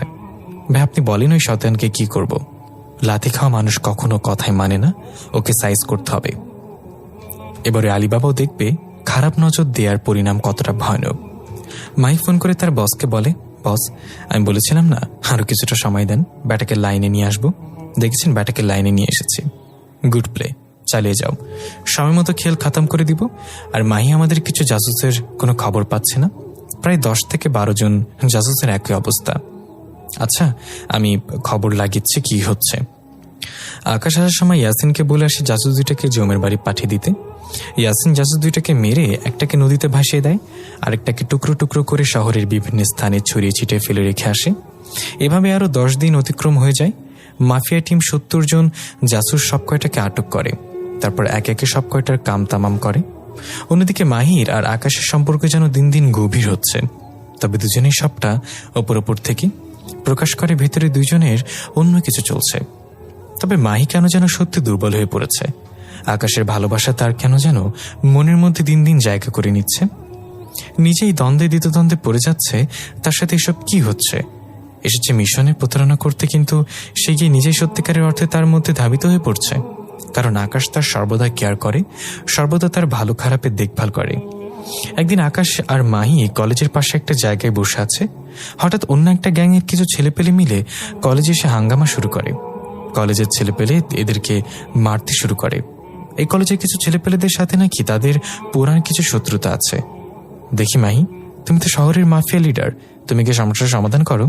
আরে এগুলো আমার বাম হাতের কাজ, তুমি বসো, আমি এখনই আসছি বলে কিছু ছেলেপেলে নিয়ে সেখানে যায়। কিন্তু তারা উল্টো মার খেয়ে সেখান থেকে চলে আসে। খালি মাহি একা সেখানে দাঁড়িয়ে আছে। ছেলেগুলো মাহির দিকে এগোতে থাকে আর খারাপভাবে ব্যবহার করতে থাকে। একটা ছেলে কোমর থেকে ধামা বের করে মাহিকে কোপানোর জন্য, যেই না মাহিকে কোপ দিবে মাহি ভয় চোখ বন্ধ করে ফেলে। আর আকাশ উড়ে গিয়ে ছেলেটার সিনার মধ্যে একটা সজোরে লাথি মারে। ছেলেটা কয়েক হাত দূরে গিয়ে পড়ে। বাকি যারা আছে সবাই আকাশের দিকে একত্রে এগিয়ে আসে। আকাশের পকেটে অল টাইম একটা সিজার ব্লেড থাকে। সেটা হাতে নিয়ে এক একটাকে মারতে থাকে। কারো হাতে কারোর পেটে সব কয়টা মাটিতে শুয়ে গড়াগড়ি করছে। মাহি দৌড়ে এসে আকাশকে জড়িয়ে ধরে আর কান্না করে দেয়। এই পাগলা, কান্না করছো কেন? আমি আছি তো, আমি থাকতে তোমার গায়ে কে হাত দিবে? এমন বুকের পাটা কার হয়েছে যে আমার কলিজায় গায়ে হাত দিবে? এদিকে পুরো কলেজ হা হয়ে তাদের দুজনের দিকে তাকিয়ে আছে, তাদের কেমিস্ট্রি দেখছে। মাহি আকাশের বুকের মধ্যে মুখ গুজে দিয়ে কান্না করে যাচ্ছে। সে আজ বুঝে নিয়েছে আকাশ কেমন, তাকে সে ধোঁকা দিতে যাচ্ছে। যে তাকে মৃত্যুর হাত থেকে বাঁচিয়ে আনলো, সেই তাকে সে আজ বুঝে গেছে আকাশের বুকেই তার শেষ ঠিকানা। না, আমি আকাশকে ধোঁকা দিতে পারবো না। আজ আমি আমার মনের উত্তর পেয়ে গেছি। ওকে আনিয়ে আমি দূরে কোথাও চলে যাব, থাকবো না এই শহরে আর। দুজনে মিলে দূরে কোথাও গিয়ে ঘর সংসার করব। এদিকে আকাশ মাহিকে শান্ত করতে ব্যস্ত। তারপর মাহিকে কোনো রকমে শান্ত করে বুঝিয়ে শুনিয়ে বাসার দিকে আসে। মাহি যেন পাগল পাগল হয়ে যাচ্ছে, কারণ সে আকাশকে হারাতে পারবে না। এভাবে আরো কিছুদিন কেটে যায়। বাকি মাত্র 3 দিন। এই কয়েকদিনে লক্ষ্য করেছে মাহি কেমন যেন পরিবর্তন হয়ে গেছে। আকাশ যে সময়টা ওর সাথে থাকবে সে সময় সবসময় আকাশের সাথে ছায়ার মতো লেগেই থাকে, আর দূরে থাকলে সর্বদা ফোন দিয়ে খোঁজ খবর নেয়। সকাল থেকে মাহির ফোনে ওর বস ফোন করেছে, কিন্তু সে ভয়ে ফোন রিসিভ করছে না। সে বসকে কি বলবে, আর সে আকাশকে ধোকা দিতে চায় না। বস বেশ কয়েকবার ফোন দেয়, না পারতে ফোন রিসিভ করে। বস, কি সমস্যা? মাহি, এত সময় ধরে ফোন দিচ্ছি, ফোন রিসিভ করছো না কেন? বস, একটু সমস্যা ছিলাম, আকাশ আমার সাথে ছিল তাই ফোন রিসিভ করিনি। মিথ্যা বললো। ও শোনো, হাতে আর সময় বেশি নেই। তোমার ফোনে একটা ঠিকানা টেক্সট করবো আমি, তখন তুমি আকাশকে ফুসিয়ে ফাঁসিয়ে আমার টেক্সট করা ঠিকানার মতো চলে আসবা। যদি কোনো কারণে এদিক ওইদিক হয়, জানোই তো তোমার মায়ের অপারেশন হবে না টাকার কারণে। কি করবে কিছুই মাথায় কাজ করছে না। সে এমন মিশনে যোগ দিয়েছে কারণ এই মিশনটা করলে তারা তাকে মোটা অঙ্কের একটা টাকা দিবে, যা দিয়ে তার মায়ের চিকিৎসা সে ভালোভাবে করতে পারবে। তার মায়ের লিভারে টিউমার ধরা পড়েছে, সেটার অপারেশন করতে হবে। আর একদিকে আকাশ, অন্যদিকে তার জন্মদাত্রী মা। কাকে রেখে কাকে বাঁচাবে সে? না, আমার মাকে বাঁচাতেই হবে। সে মনের মধ্যে পাথর রেখে, না না, বস মিস হবে না, আমি ওকে নিয়ে ঠিকানা মতো চলে আসবো। বস ফোনটা কেটে দেয়। মাই মাটিতে বসে কান্না করে দেয়। আকাশ, বিশ্বাস করো, শুরুতে আমি তোমাকে ঠকাতে চেয়েছিলাম, কিন্তু পরবর্তীতে তোমার সাথে থাকতে থাকতে তোমার ভালোবাসায় পড়ে গিয়েছে আমি। তোমায় ছাড়া থাকবো কি করে আমি? আকাশ বলে কান্নার মাত্রা আরো বাড়িয়ে দেয়। সমস্ত মাফিয়া ক্রুদেরকে একত্র করে সিদ্ধান্ত নেয় আকাশ। অন্যদিকে আলিবাবা পরিপূর্ণভাবে প্রস্তুত, আজ বাদে কাল সে বাংলাদেশে হামলা করবে। তারপর বাংলাদেশটাকে সে তার নিজের দখলে করে নিবে, আর সে এই দেশ গড়ে তুলবে সন্ত্রাস আর জঙ্গিবাদ। সে এখনো জানে না তার জন্য কাল অপেক্ষা করছে। তার মৃত্যু এই কালের হাতেই লেখা আছে। আলিবাবা আরো কয়েকটা টিম বাংলাদেশে পাঠায়, যে শহরের বিশেষ বিশেষ জায়গায় মাইন ফিট করে রাখতে পারে। সে আগামীকালকে বাংলাদেশে আসবে। আকাশ বলল, মাফিয়া সমস্ত ক্রুদেরকে একত্র করে কিছু উদ্দেশ্য কথা বলে যে আমাদের দেশ আজ বাদে কাল অন্যরা ছিনিয়ে নেওয়ার চেষ্টা করবে। তোমরা কি তাদের বিরুদ্ধে রুখে দাঁড়াবে না পিছু হেঁটে যাবে? সকলে একত্রে বলে ওঠে, আকাশ ভাই, আমরা কখনো পিছু হাঁটবো না। যত যাই কিছু হোক না কেন, বাইরের যে কোনো খারাপ শক্তি আমাদের দেশকে ছিনিয়ে নিতে পারবে না। তাহলে কালকের জন্য রেডি থাকো। সকলেই আলিবাবা আর তার টিমের সমস্ত সদস্যকে মেরে এই বাংলার মাটিতে পুঁতে রাখবে। আকাশ তারপর বাসায় চলে যায়। বাসায় গিয়ে মাইকে ফোন দিচ্ছে, কিন্তু সে রিসিভ করছে না। আকাশ অনেকগুলো ফোন দেয়, তাও কোনো খবর নেই। মাই একটু পর নিজেই ফোন দেয়। কলিজা, সরি, আসলে ওয়াশরুমে ছিলাম, দেখতে পাইনি। আচ্ছা যাও, ফ্রেশ হয়েছ, এবার কিছু খেয়ে নাও। আচ্ছা, আর কিন্তু বিকালে দেখা করব। আচ্ছা। তারপর আকাশ খেয়ে দিয়ে একটু বিশ্রাম নেয়। বিকালবেলায় মাহি ফোন করতেছে দেখা করতে যাওয়ার জন্য। কলিজা, আর মাত্র 5 মিনিট, আসতেছি। 5 মিনিটের মধ্যেই মায়ের বাসার সামনে চলে যায়। তারপর দুজনে মিলে ঘুরতে বের হয়। দুজনে নদীর পাড়ে একটা জায়গায় বসে আছে, উপরে আবার পার্ক। দুজনে বসে বসে কথা বলছে। হঠাৎ একটা পিচ্চি বাচ্চা এসে মায়ের কাঁধে হাত দেয়। বাচ্চাটার হাতের মধ্যে একটা বল। আন্টি, আমার সাথে খেলা করবা? আম্মু না কোথায় যেন চলে গেছে। মাহির বাচ্চাটাকে দেখে মায়া লেগে যায়। হ্যাঁ বাবু, করবো তো, কিন্তু তোমার আম্মু কোথায় চলে গেছে? জানি না তো কোথায় গেছে। আকাশ, তুমি বসো, আমি বাচ্চাটার সাথে একটু কথা বলে বল নিয়ে খেলা করি। আমার বাচ্চাদের সাথে খেলতে খুব ভালো লাগে। আচ্ছা যাও। মাহি আর বাচ্চাটা খেলা করতেছে। আকাশ দূর থেকে ওর দিকে হা হয়ে তাকিয়ে আছে। মাইকে একদম বাচ্চা বাচ্চা লাগছে। কি কিউট লাগছে মাইকে দেখতে। ইস, মাই যদি সত্যি আমায় ভালোবাসতো কখনোই ওর হাত ছাড়তাম না, কিন্তু আফসোস, আমার কপাল খারাপ। আকাশ হঠাৎ লক্ষ্য করে মাহির ব্যাগ থেকে ফোনটা বাজছে। আকাশ প্রথমে চিন্তা করে মাইকে ডাক দিবে কিনা, পরে আবার ভাবলো না, থাক, মেয়েটা খেলতেছে খেলুক। ফোনটা লাগাতার বেজেই যাচ্ছে। ভাবলাম আমি ফোনটা রিসিভ করবো, কিন্তু ফোনটা হাতে নিতে নিতে কেটে গেল। ফোনের স্ক্রিনে নাম্বারটা চেক করলাম, যে ফোন দেখলাম বস দিয়ে সেভ করা।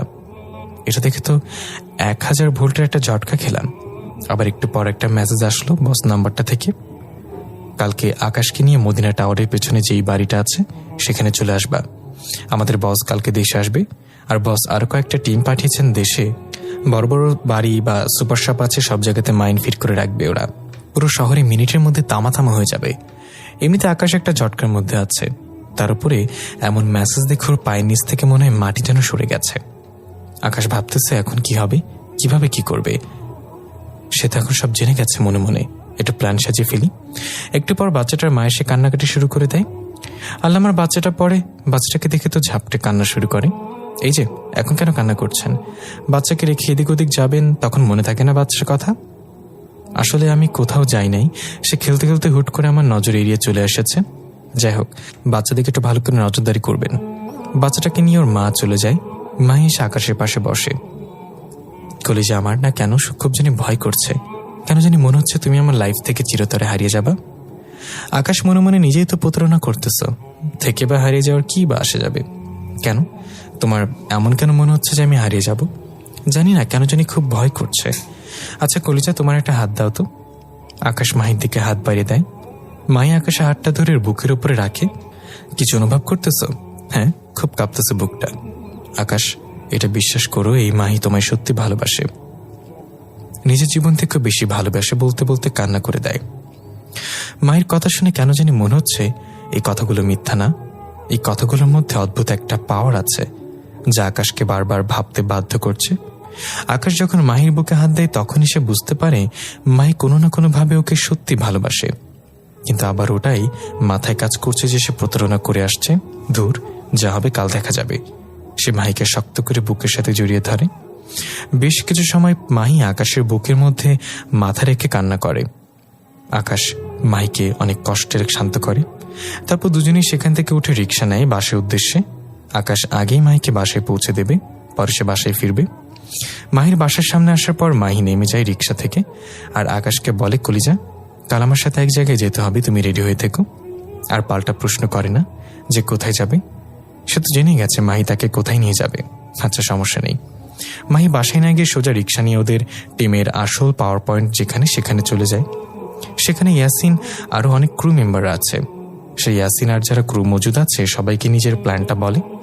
ইয়াসিন তো কোনো মতেই রাজি না যে আকাশ একা যাবে। তার কথা হচ্ছে সেও যাবে তার সাথে। ইয়াসিন, সমস্যা নেই, আমি তো একা যাব না, আমি যাওয়ার সময় কিছু পর একটা সিগন্যাল পাঠাবো তোর ফোনে, বা যদি সিগন্যাল পাঠাতে না পারি তাহলে 30 মিনিট ওয়েট করবি, পরে সোজা হামলা করবি। আগে থেকে তোরা পুরো এলাকাটাকে ঘেরাও করে ফেলবি। আচ্ছা ভাই।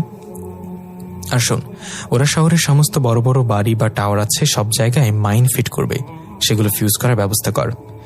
ইয়াসিন আকাশের কথা মতো ক্রু মেম্বারদেরকে আলাদা আলাদা করে কাজে পাঠায় দেয়। সমস্ত কিছু প্ল্যান করা শেষে আকাশ বাসায় চলে আসবে তার আগেই সে নাসির ভাইকে ফোন দেয়, কিন্তু ফোন বন্ধ আসছে বারবার, তো কিছুই বুঝে উঠতে পারছে না। সে বাসায় যাওয়ার আগে এক পাক নাসির ভাইয়ের বাসায় যায়, কিন্তু নাসির ভাই নাকি নেই। বাসায় এসে ঘুমিয়ে পড়ে। সকালে উঠে নাস্তা করে একটু মাহির সাথে কথা বলে পরে আবার বাসায় এসে পড়ে। মাগরিবের পর প্রায় 7টার দিকে মাহি ফোন দেয় যে আকাশ রেডি হয়ে আমার বাসার সামনে আসো। আকাশ শার্টটা গায়ে দিয়ে কোমরে 2টা মেশিন গান গুজে নেয়। ইয়াসিনকে ইনফর্ম করে সে বের হচ্ছে। ইয়াসিনরা আগেই জায়গা মতো পজিশন নিয়ে বসে আছে। বাসার সামনে অপেক্ষা করছে আকাশ গাড়িতে রওনা হয়েছে, কিন্তু মাহির কেন জানি চোখ মুখ লাল হয়ে যাচ্ছে, চোখের কোনা বেয়ে পানি পড়তে আরম্ভ করে। সে চোখের পানি মুছে নেয়। একটু পর আকাশ আসে, কলিজা, তুমি রেডি তো? হ্যাঁ কলিজা। মাহির দিকে নজর পড়তেই ওর চোখ যেন ফেরাতেই পারছে না, একদম হুড়পড়ির মতো লাগছে মাহিকে। আকাশ মাহির দিকে এক নজর চেয়ে আছে। আকাশ, হয়েছে, চলো। মাহির কথায় আকাশের হুঁশ ফিরে আসে, ও চলো। এই ওয়েট, একটা কাজ বাকি বলে মাহি আকাশকে শক্ত করে জড়িয়ে ধরে। মাহির চোখ বেয়ে টপ টপ করে পানি ঝরছে। সে মনে মনে আকাশ থেকে মাপ চেয়ে নেয়, কলিজা, আমায় মাফ করে দিও, তোমায় সত্যি ভালোবাসি, কিন্তু তারপরেও তোমার সাথে ছলনা করতে হচ্ছে আমার মায়ের চিকিৎসার জন্য। এই মাহি, কি হয়েছে, যাবে না? চোখের পানি মুছে নেয় আকাশ না দেখার মতো করে। হ্যাঁ যাবো তো, চলো। আকাশকে নিয়ে বসের ঠিকানা মতো চলে যায়। বাসে যাওয়ার পর দেখে কেউ নেই, পুরো বাসা ফাঁকা, কিন্তু একটু পুরো বাড়ি ঘেরাও করে ফেলে আলিবাবার ছেলেরা। ওরা সবাই লুকিয়েছিল, 50 থেকে 60 জন হবে ছেলে। মাহি সুন্দর করে সাইড হয়ে যায়। আকাশ এতজনের সাথে কখনই পেরে উঠবে না, এমন সময় আলিবাবা আসে। আলিবাবা বাংলাদেশে চলে এসেছে।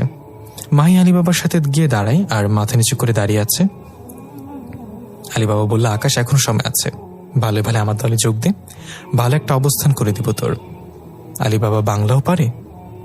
আকাশ বলল, তোর মতো দেশদ্রোহীর সাথে মিলে কাজ করবো সেটা ভাবলে কি করে? এই, তোর খুব দিমাগ দেখি। হ্যাঁ, এই তোরা চেয়েছে কি দেখছিস, যা ওর কলিজাটা শরীর থেকে ছিঁড়ে নিয়ে আয়, দেখবো কত বড় কলিজা হয়েছে আমার সামনে গলায় গলায় কথা বলে। ছেলেপেলেরা আকাশের দিকে এগিয়ে আসে মারার জন্য। আকাশ ছেলেগুলোকে একাই মারতে শুরু করে। 10-12 জনকে সে কিছু সময়ের মধ্যে মাটিতে শুয়ে দেয়। এবার আরো কিছু ছেলেপেলা এগিয়ে আসে ওকে মারার জন্য, হাতে বিভিন্ন ধরনের তলোয়ার। আকাশ পকেট থেকে সিজার ব্লেডটা বের করে আর একে একে ওইগুলোকেও মেরে মাটিতে ফেলে দেয়। এমন সময় কেউ একজন এসে আকাশের মাথায় সজোরে একটা বাড়ি দেয় লোহা জাতীয় কিছু দিয়ে। আকাশ পেছন থেকে যখন দেখে মানুষটা তাকে চোখে বড় বড় করে আছে আর ধাপ করে মাটিতে পড়ে যায়। আকাশ পকেট থেকে সিজার ব্লেডটা বের করে আর একে একে ওইগুলোকে মেরেও মাটিতে ফেলে দেয়। এমন সময় কে একজন এসে আকাশের মাথায় সজোরে একটা বাড়ি দেয় লোহা জাতীয় কিছু একটা দিয়ে। আকাশ পেছনে ফিরে যখন দেখে মানুষটা, তার চোখ বড় বড় হয়ে যায়। পেছন ফিরে দেখে নাসির ভাই, যাকে সে অন্ধের মতো ভরসা করত। সেই নাসির ভাইয়ের তার সাথে। আকাশ যেন বিশ্বাস করতে পারছে না। আকাশের মাথার পিছন সাইড দিয়ে চুয়ে চুয়ে রক্ত পড়ছে, তাও সে হার মানবে না। নাসির ভাইকে শরীরের সমস্ত শক্তিতে লাথি মারে। নাসির ভাই সোজা মাটির উপরে গিয়ে আছড়ে পড়ে। আলী বাবার লোকেরা এসে আকাশকে ধরে ফেলে, এমনভাবে ধরেছে যে সে নড়তে চড়তেও পারছে না। আলী বাবা এসে আকাশের থুতনির মধ্যে হাত দিয়ে, এই কুত্তার বাচ্চা, অনেক পাওয়ার হয়েছে তাই না? নিজেকে এই শহরে ডন মনে করিস? ভালো ভালো বলেছিলাম আমার দলে যোগ দেওয়ার জন্য, কিন্তু তুই তা করিসনি। এবার মরার জন্য রেডি হ। আলী বাবা একজনের হাত থেকে পিস্তল নিয়ে আকাশের দিকে তাক করে। এমন সময় নাসির ভাই মাটি থেকে উঠে এসে, এই আলী বাবা নাও কি তুমি নয়, আমি মারব। অনেক বছর হয়ে ওর জন্য কাজ করেছি, কিন্তু সে জানে না আমি তার বাপ। আর ওর কত বড় সাহস, সে আমায় লাথি মারে আর বলে। আলী বাবার হাত থেকে পিস্তলটা নিয়ে নেয়।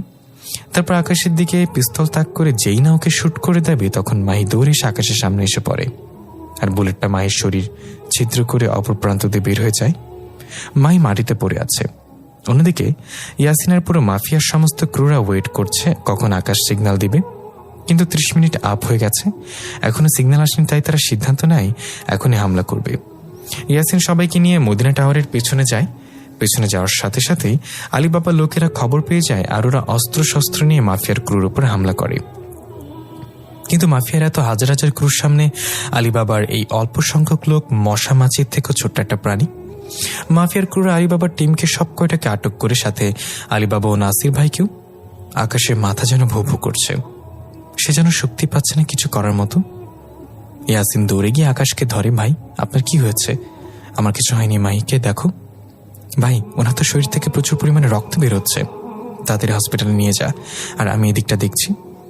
ইয়াসিন তাড়াতাড়ি গাড়িতে করে মাহিকে নিয়ে হসপিটালে নিয়ে যায়। পায়ের থেকে জুতা খুলে আলী বাবার গালে কষে কয়েকটা লাগাই দেন।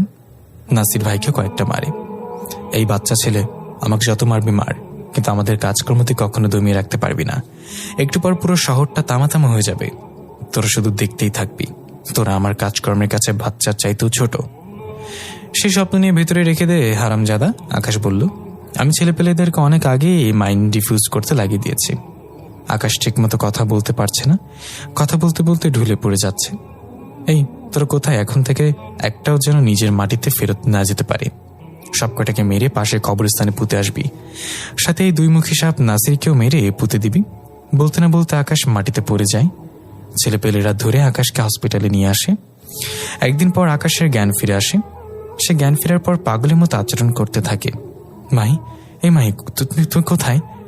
ইয়াসিন আকাশকে শান্ত করে বলে, ভাই, মাহি ঠিক আছে, আপনি চিন্তা করেন না। না, আমি আমার মাইকে দেখব। আল্লাহ, এখন কি হবে? ওনার অবস্থা তো ভালো না। ডাক্তাররা সময় দিয়ে দিয়েছে 48 ঘন্টার মধ্যে জ্ঞান ফিরে না আসলে ওরা চিন্তা ছেড়ে দিতে। অলরেডি একদিন পার হয়ে গেছে, এখনো জ্ঞান ফেরার কোনো নাম নিশানা নেই। এই ইয়াসিন, তুই আমাকে মায়ের কাছে নিয়ে চল। ইয়াসিন চুপ করে মাটির দিকে তাকিয়ে, ইয়াসিন কি বলেছে শুনিসনি? আমাকে মায়ের কাছে নিয়ে চল এখনই। না পারতে আকাশকে মাহির কাছে নিয়ে যায়। মায়ের কেবিনে ঢোকার পর দেখে যে মাই একটা বেডের উপরে শুয়ে আছে, মুখে মাস্ক লাগানো। মাহির এই অবস্থা দেখে তো আর নিজেকে ঠিক রাখতে পারে না, মাইকে জড়িয়ে ধরে কান্না করে দেয়। মাই, তুমি এমনটা কেন করলে? আমি ওই দিন এই বুঝে গিয়েছিলাম যেদিন তোমার বুকে হাত দিয়েছিলাম যে তুমি আমায় সত্যি ভালোবাসো। আর গতকাল কনফার্ম হয়ে গেছে যখন তুমি আমাকে সেভ করার জন্য নিজের জীবনটা দিতে চাইলে। এমন সময় একটা নার্স আসে। এই কি করছেন কি আপনি? এমন কান্নাকাটি করলে তো রোগীর ক্ষতি হবে। এমন কান্নাকাটি না করে ধৈর্য ধারণ করুন, দেখবেন সব ঠিক হয়ে যাবে। আকাশ কান্না থামিয়ে দেয় আর চুপচাপ করে মাহির সামনে বসে থাকে। ভাই, খাওয়ার সময় হয়ে এসেছে, কিছু খেয়ে নেন। না, আমি কিছু খাবো না। মায়ের জ্ঞান না ফেরা পর্যন্ত ওর সাথেই বসে থাকবো। ভাই, কিছু না খেলে যে আপনি অসুস্থ হয়ে যাবেন। সমস্যা নেই, অসুস্থ হলে হব, তো আমি কিছু খাবো না। আকাশের জিদের কাছে সবাই হার মেনে যায়। দুপুর পেরিয়ে বিকাল হয়ে যায়। মাহির জ্ঞান ফিরে আসে না। আকাশ তো একদম ভেঙে পড়েছে। হঠাৎ মাহির জ্ঞান ফিরে আসে। ইয়াসিন দৌড়ে গিয়ে ডক্টরকে ডেকে নিয়ে আসে। ডাক্তার এসে সমস্ত কিছু চেক আপ করে সব ঠিকঠাক আছে, এখন আর কোনো বিপদের শঙ্কা নাই। মাহির জ্ঞান ফিরতে দেখতেই পায় আকাশ তার পাশে বসে আছে। মাহি বেডে শুয়ে কান্না করে দেয়। সে কোন মুখ নিয়ে আকাশের সাথে কথা বলবে? সে কোন মুখ নিয়ে আকাশের সামনে যাবে? এই কলিজা, কান্না করছো কেন? হ্যাঁ, আমি জানি আমার কলিজাটা আমাকে সত্যি ভালোবাসে, আর আমি আমার কলিজাটাকে সত্যি ভালোবাসি। বিশ্বাস করো, আমার মায়ের জন্য শুধু এমনটা করেছি। আমার কাছে অত টাকা নাই যে আমার মায়ের চিকিৎসা করাবো, তে বাধ্য এই পথ বেছে নিয়েছি। মাইকে জড়িয়ে ধরে, এই বাবু চুপ করো, যা হয়েছে তোমার মায়ের চিকিৎসা আমি করাবো। মাইকে কিছুদিন হসপিটালে রেখে আকাশ তারপর মাইকে নিয়ে ওর বাড়িতে চলে যায়। বাড়ি বলতে আকাশের মায়ের কাছে, ওদের আসল ভিটে মাটি যেটা সেখানে। আকাশের মা তো মহা খুশি। একদিকে ছেলে আসছে, অন্যদিকে ছেলে তার পছন্দের মানুষটিকে নিয়ে এসেছে। আকাশের মাও চাচ্ছিল আকাশকে বিয়ে করিয়ে দিতে। আকাশের মা বলল, যাক, এবার আমার ছেলের বিয়ে দিব আমি। আকাশের মার বেশ পছন্দ হয়েছে মাহিকে। বিয়ের সময় ঠিক হয় তার আগে আকাশ মাহির আম্মুকে দেশে নিয়ে এসে ট্রিটমেন্ট করে। মাহির আম্মু সুস্থ হয়ে যায়। ধুমধাম করে আকাশের মাহির বিয়ে হয়। দুজনে তো মহাখুশি, দুজনেই সংসার জীবন শুরু করে। মাহি এখনো আগের মতোই আছে। কলেজে গেলে গুন্ডামি মাস্তানি করে, তবে সেটা আকাশের জন্য। কোনো মেয়ে যদি আকাশের দিকে চোখ দেয় বা ওর সাথে কথা বলতে আসে, তাহলে মাহি ওর 12টা 13টা 14টা বাজিয়ে দেয়। আর আকাশ এখনো নিজের কাজকর্ম ইন্তজাম দিয়ে যাচ্ছে। আলী বাবার মৃত্যুর পর দেশে এখনো কেউ নজর দিতে 10 বার চিন্তা করেন, কারণ সবাই জেনে গেছে দেশের মধ্যে একটা বাঘ আছে। কুনজর দিলেই শরীর থেকে মস্তকটা আলাদা করে ফেলবে। 1 বছর পর আকাশ আর মাহির সংসার আলোকিত করে একটা ফুটফুটে রাজকন্যা হয়। আকাশ আর মাহি এখন খুব ব্যস্ত তাদের রাজকন্যাটাকে নিয়ে। এমন হাসি খুশি ভাবেই আরেকটি ঘটনার সমাপ্তি ঘটল। গল্পটা আরো বড় করার ইচ্ছা ছিল, তবে বড় করার মতো কোনো অ্যাঙ্গেল খুঁজে পাচ্ছিলাম না, তাই শেষ করে দিলাম। গল্পের সমস্ত ভুল ত্রুটি ক্ষমার নজরে দেখবেন। আর এতদিন গল্পের সাথে যারা ছিলেন তাদের সকলকে জানাই ধন্যবাদ। দোয়া করে আপনারা সবসময় ভালো থাকুন, সুস্থ থাকবেন। আমার জন্য দোয়া করবেন। গল্পটা কেমন হয়েছে সবাই মন্তব্য করে জানাবেন। আর আপনারা যদি চান তাহলে এই গল্পের সিজন 2 নিয়ে আসবো। আল্লাহ হাফেজ, ভালো থাকবেন সবাই।